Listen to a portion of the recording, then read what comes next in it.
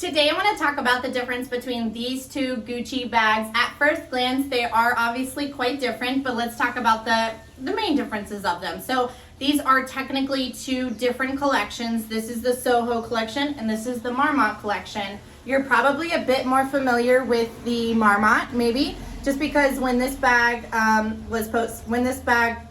went live, it gained so much popularity in the influencer culture, Instagram, things like that.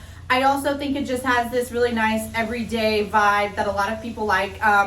It has this really cool chevron pattern here, and then bronze GG. This is the Marmont GG logo, so it has the G's that face the same direction. In this particular one has a gold chain strap and a leather chain strap or leather strap. So it's got some really cool function. And then the back also has another GG Marmont logo, but it is stitched in the back.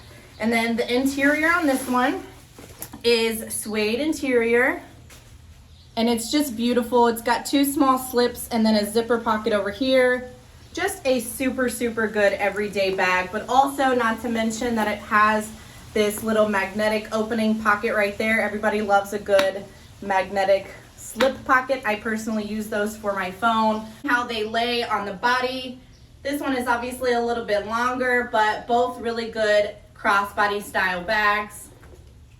And then this one over here is the Gucci Soho camera style crossbody bag. Soho Disco is what it's called. The Soho Disco was actually one of our very first bags that we ever had in our collection when we first started selling secondhand designer bags. So this one brings a lot of memories to me.